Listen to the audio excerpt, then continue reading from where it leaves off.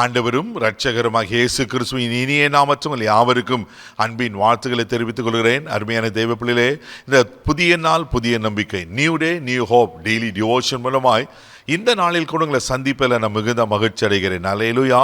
இன்றைக்கு கூட கர்த்தர் நமக்கு கொடுக்கிற வார்த்தை என்ன? ஆதியாகமம் புஸ்தகம் 24ஆம் அதிகாரம் 27வது வசனம் கூட வாசிக்க கேட்போம். என் எஜமானனாகிய ஆபிரகாமின் தேவனாய் இருக்கிற கர்த்தருக்கு ஸ்தோத்திரம். அவர் தம்முடைய கிருபையையும் தம்முடைய உண்மையையும் என் எஜமானை விட்டு நீக்கவில்லை. நான் பிரயாணம் பண்ணி வருகையில் கர்த்தர் என் எஜமானுடைய சகோதரர் வீட்டுக்கு என்னை அழைத்து கொண்டு வந்தார் என்றான். வருஷத்தின் கடைசி நாட்களில் ஆண்டவருக்கு நாம் நன்றி பலிகளை ஸ்தோத்திரங்களை செலுத்திக் கொண்டிருக்கிறோம். வாக்குத்தத்தம் செய்ததற்காக ஸ்தோத்திரம், தயவு பாராட்டினதுக்காக ஸ்தோத்திரம், விண்ணப்பங்களை கேட்டதுக்காக ஸ்தோத்திரம் என்று சொல்லி தெய்வ பிள்ளைகளை இன்றைக்கு கூட எலியேசர் ஆண்டவருக்கு ஸ்தோத்திரம் என்று சொல்லுகிறார். இந்த எலியேசர் யார்? ஆபிரகாமுடைய ஒரு மூத்த ஊழியக்காரனாக இருக்கிறார். எல்லாருக்கும் அவர் அதிகாரியாய் காணப்படுகிறார்.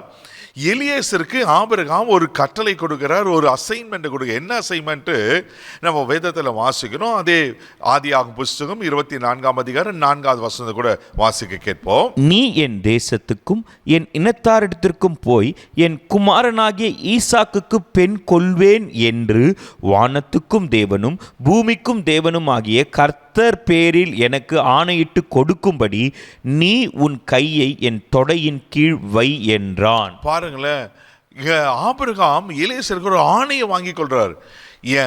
என்னுடைய மகனுக்கு நீ என்ன பண்ணி ஏன் தேசத்துல போயிட்டு நீ பெண் கொள்ள வேண்டும் என்று. இது எலியேசருக்கு ஒரு பெரிய காரியம். அவனுடைய மகனுக்கு நான் எப்படி இந்த காரியத்தை நான் செய்து முடிப்பேன் அப்படி கலங்கி ஆண்டவரை சார்ந்து அவர் புறப்பட்டு போகிறார். அப்போ போகும்போது தான் எலியேசர் ஆண்டவருக்கெல்லாம் ஒரு காரியத்தை சொல்லுகிறார். என்ன காரியத்தை சொல்லுகிறார்? அது ஆதியாகமம் புஸ்தகம் 24ஆம் அதிகாரம் 12ஆம் வசனத்தை கூட வாசிக்க கேட்போம். என் எஜமானனாகிய ஆபிரகாமுக்கு தேவனாய் இருக்கிற கர்த்தாவே, இன்றைக்கு நீர் எனக்கு காரியம் சித்திக்க பண்ணி என் எஜமானாகிய ஆபிரகாமுக்கு தயவு செய்தருளும். ஹல்லேலூயா. ஆபிரகாம் தேவனே, எனக்கு காரியத்தை சித்திக்க பண்ணுங்க. ஹல்லேலூயா. தெய்வ பிள்ளைகளே, அந்த காரியம் சித்திக்க பண்ணபடினால்தான், அந்த காரியம் வாய்த்தபடினால்தான் எலியேசர் கர்த்தருக்கு ஸ்தோத்திரம் பண்றார்.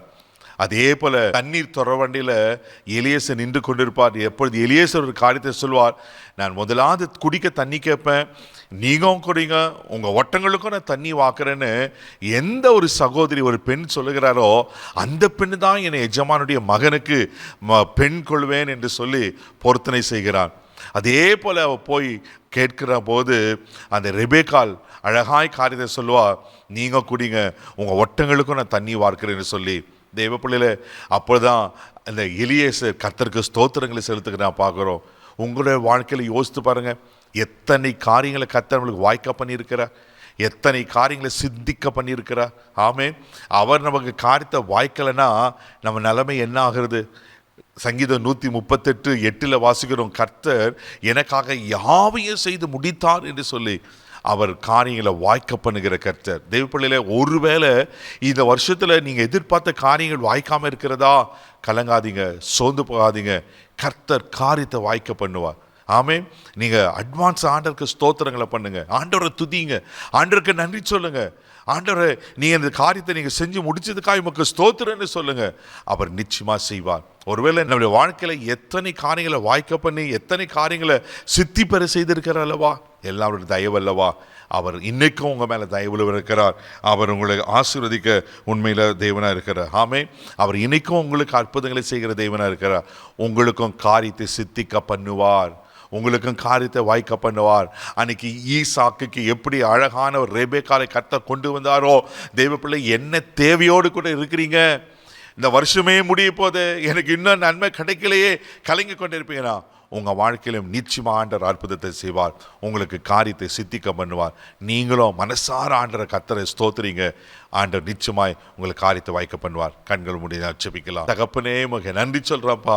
அன்னைக்கு எலியேசரின் விண்ணப்பத்தை கேட்டு ஆண்டவர் காரியத்தை சித்திக்க பண்ணி ஈசாக்குக்கு ரெபேக்காலை அழகாய் நீங்கள் ஏற்படுத்துவீங்கன்னா பா, யார் யார் என்னென்ன தேவையோடு இருக்காங்களோ நீர் அற்புதங்களை செய்கிற கர்த்தர் காரியங்களை வாய்க்க பண்ணுவீராக, சித்திக்க பண்ணுவீராக. கிருபைக்காக நான் ஜெபம் பண்ணுறேன்ப்பா.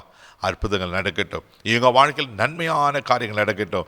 என்ன ரெபேக்கால் எங்களுக்கு தேவையோ இயேசுவின் நாமத்தில் அதை நீங்கள் கொடுத்துட்டீங்கன்னு விசுவாசிக்கிறப்பா. நாங்கள் மனசார ஸ்தோத்திரிக்கிறோம். இந்த நாள் முழுதும் கரம் எடுத்து நடத்தும், பாதுகாத்துகளும் இயேசுவின் மேலே ஜெபம் கேளுப்பிதாவே. ஆமென். அவர்கள் காரியத்தை வாய்க்க பண்ணிட்டார். God bless you.